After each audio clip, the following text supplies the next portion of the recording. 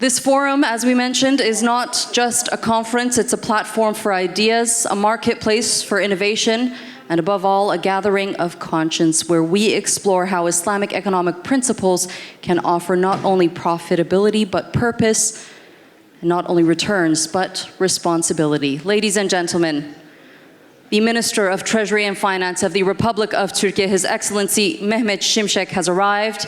He is with us currently.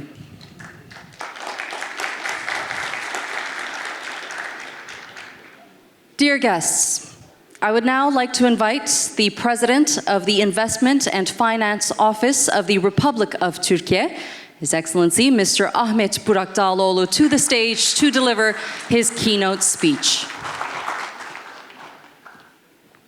Mr. Minister, Your Excellencies, distinguished guests, ladies and gentlemen, Assalamu alaikum, Juma Mubarak.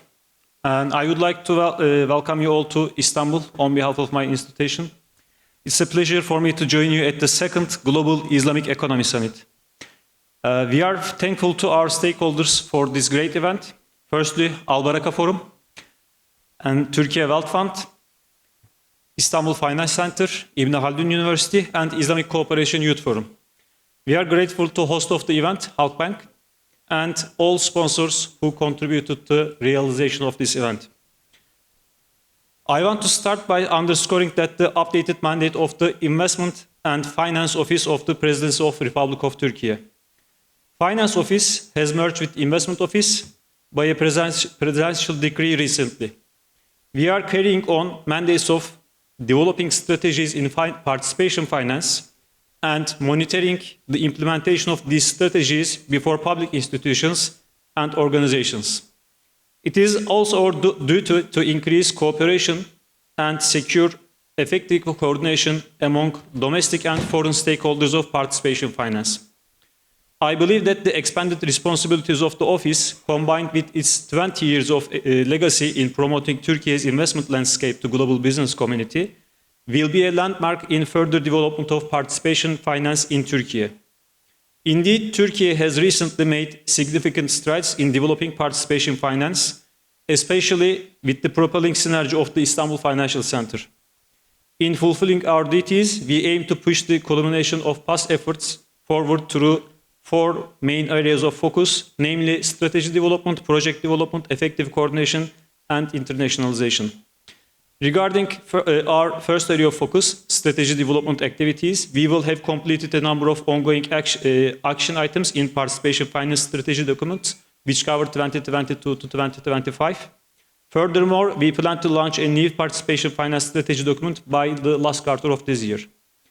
Project development activities have comprised and will continue to comprise a considerable share of our workload in participating finance.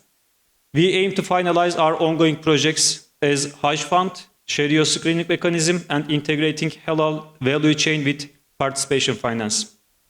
In securing effective coordination among domestic and international stakeholders of participation finance, we aim to introduce collaboration mechanisms that allows for solid and project-based initiatives, such as increasing the financial sector and academia collaborations in product development. Another specific area that requires close collaboration among different stakeholders is paving the way for mass-scale financial literacy and training programs. An important recent achievement is the preparation of the background materials for the participation finance training program to be launched and managed by Capital Market Boards of Turkey.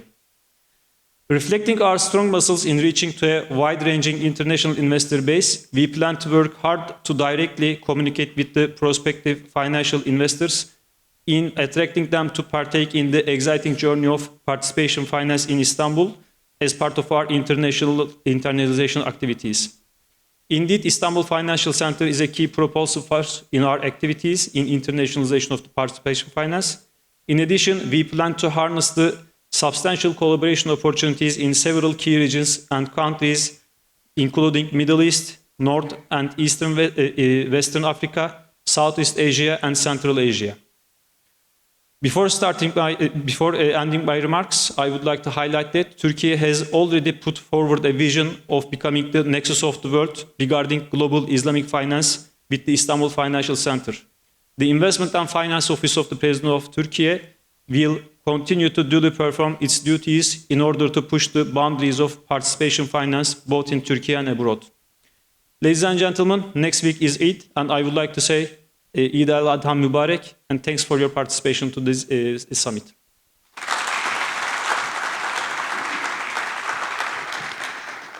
Thank you, Mr. Daloğlu, for those remarks. It is now my great honor to welcome the Minister of Treasury and Finance of the Republic of Turkey, His Excellency, Mr. Mehmet Şimşek.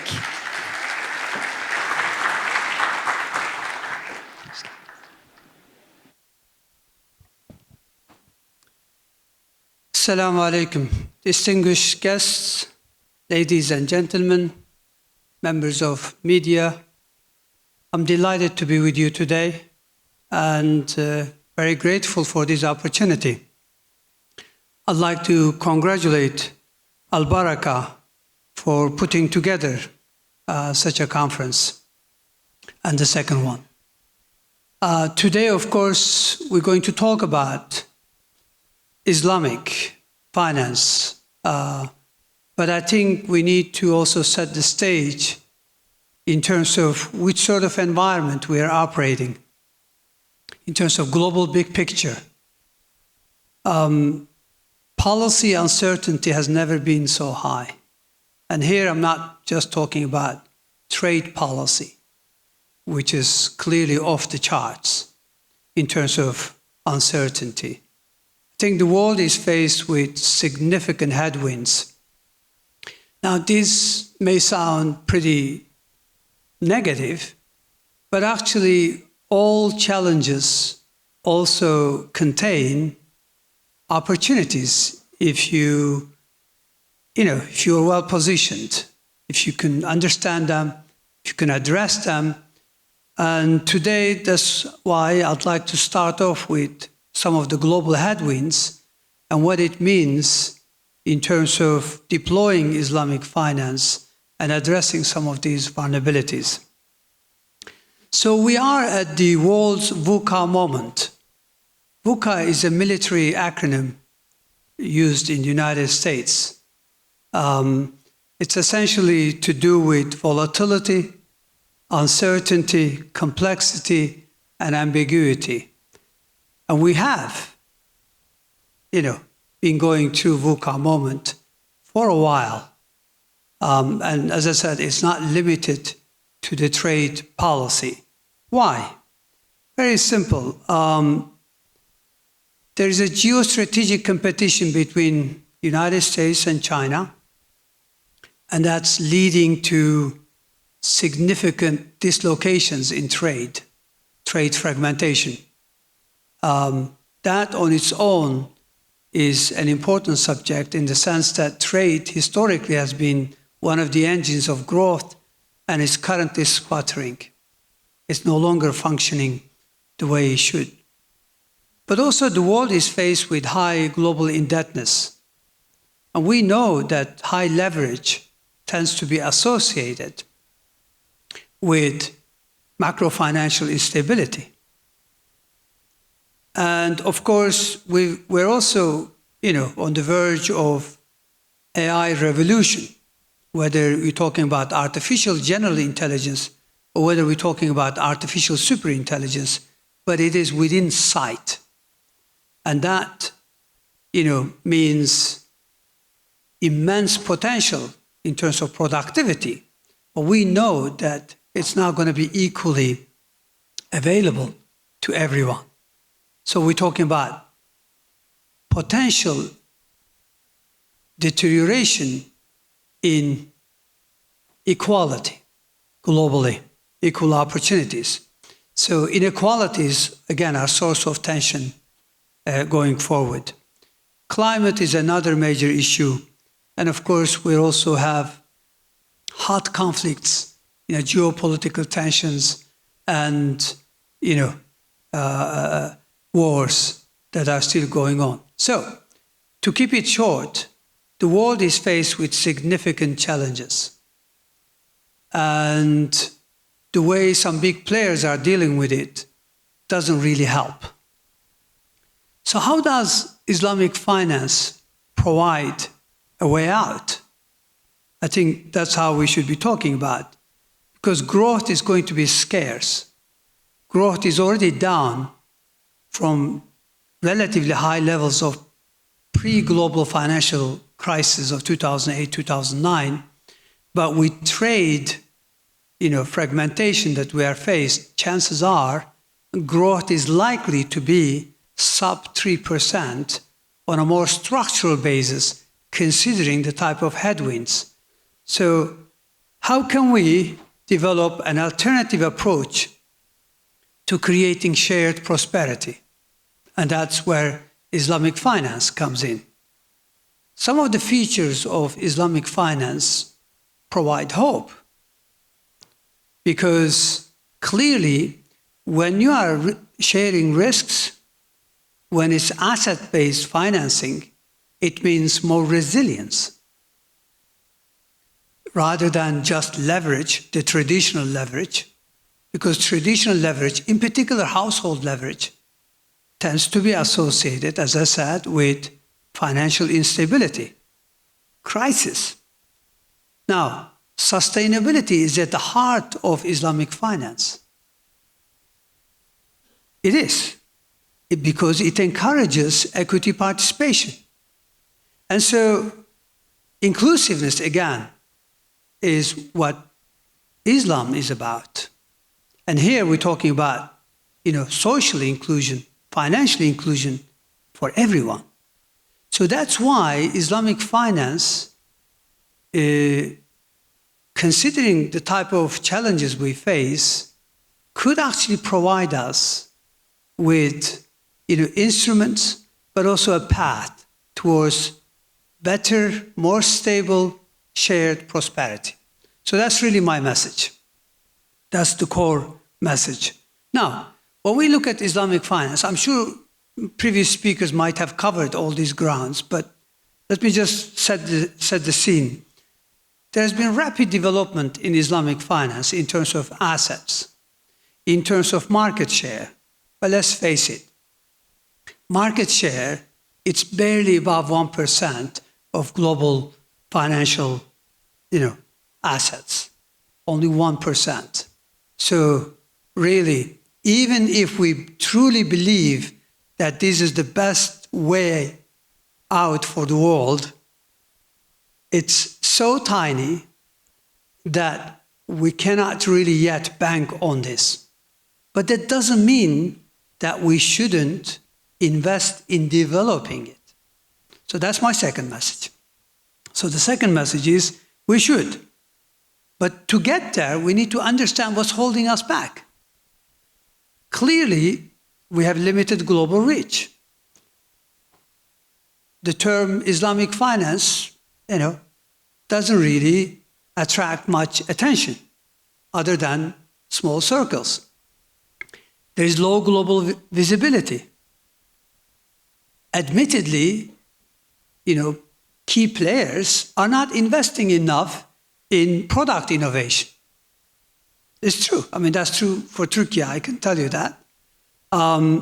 There's talent shortages, regulatory gaps.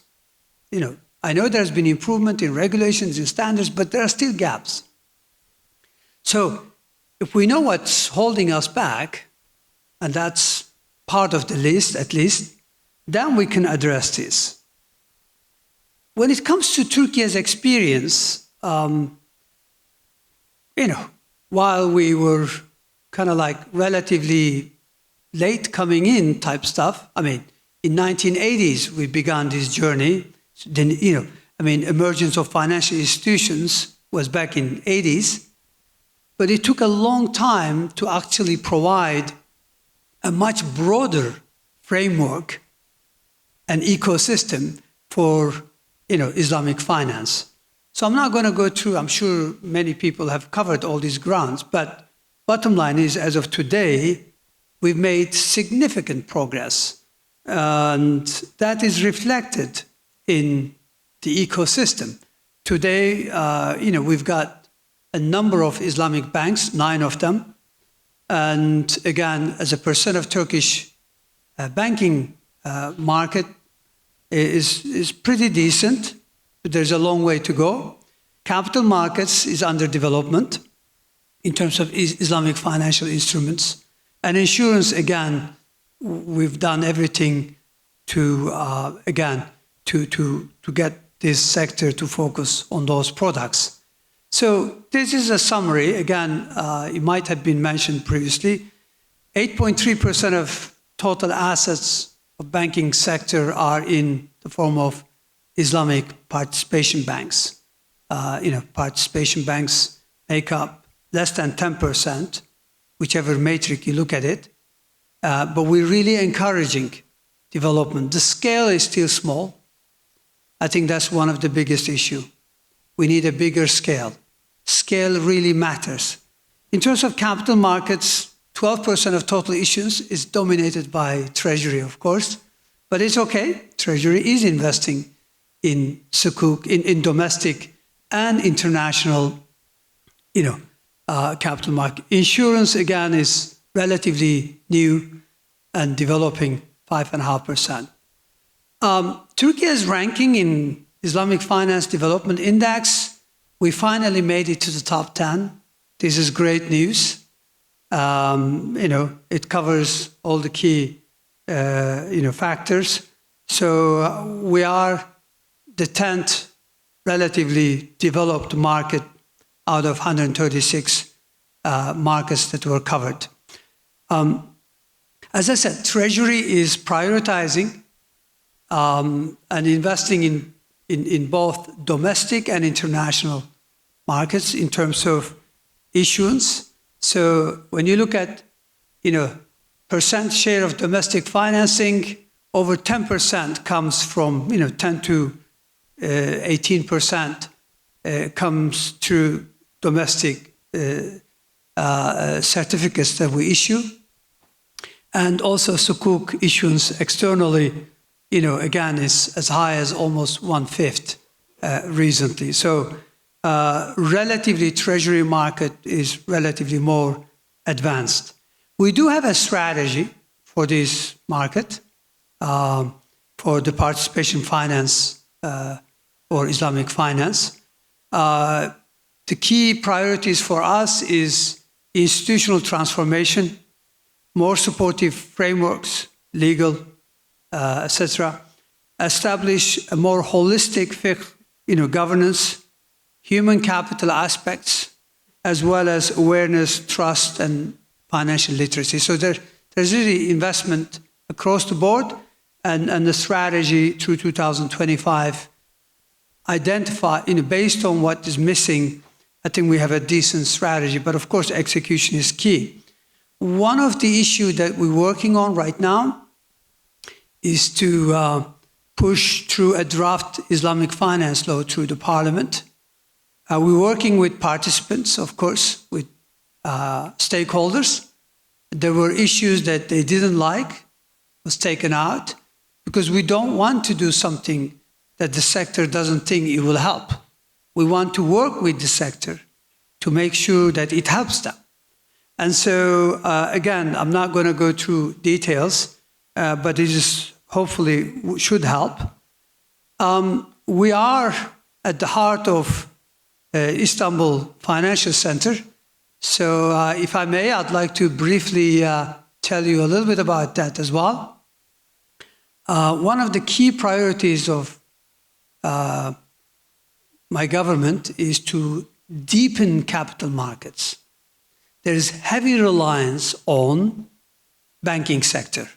And banking sector has, relatively short-term perspective because their funding is very short-term nature. I mean, the average, maturity of deposits is in months rather than, years.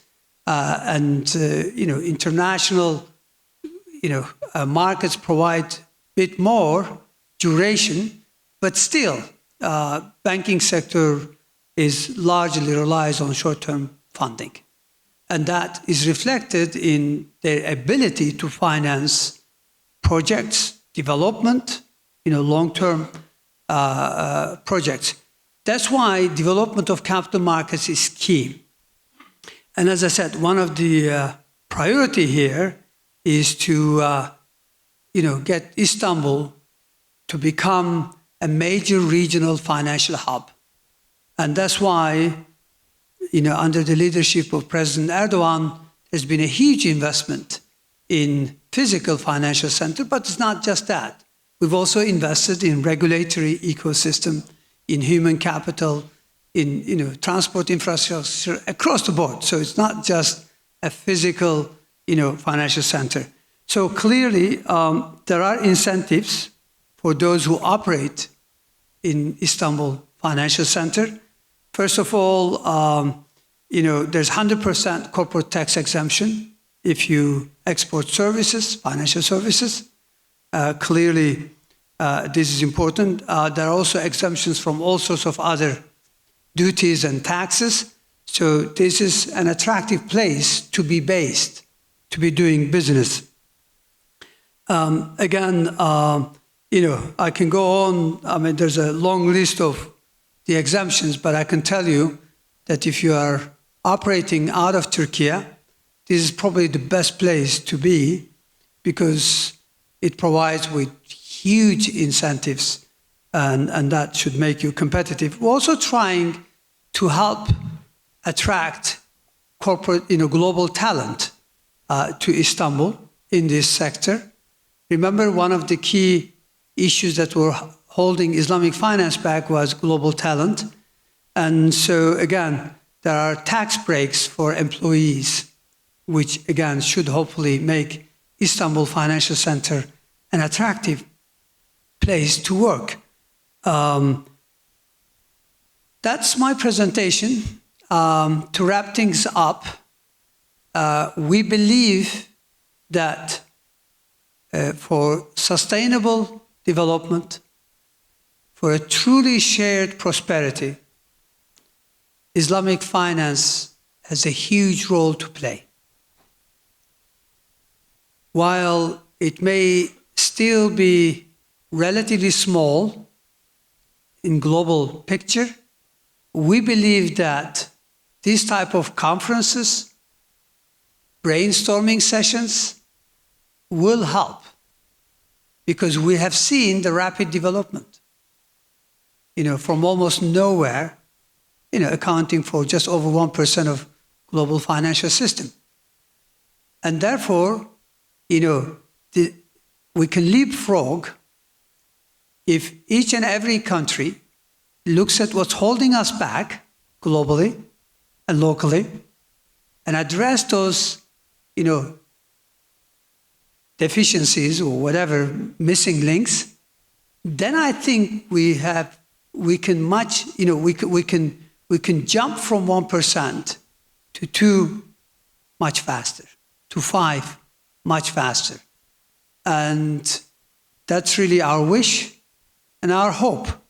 And we are very grateful for this platform, for Al-Baraka, Forum to host this conference and host it in Istanbul at the heart of Istanbul Financial Center.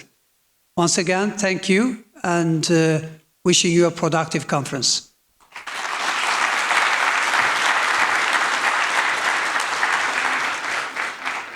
Minister Şimşek, stressing on the importance of summits like this one for the future of Islamic finance. Thank you so much for that presentation. Esteemed guests, we are now going to take a little bit of a long break for both Jummah prayer and for lunch. There is a mosque that is in walking distance to this building. We do have personnel outside in the hall that will guide you to that mosque. They have gray name tags around their neck, so be sure to find them if you need any assistance.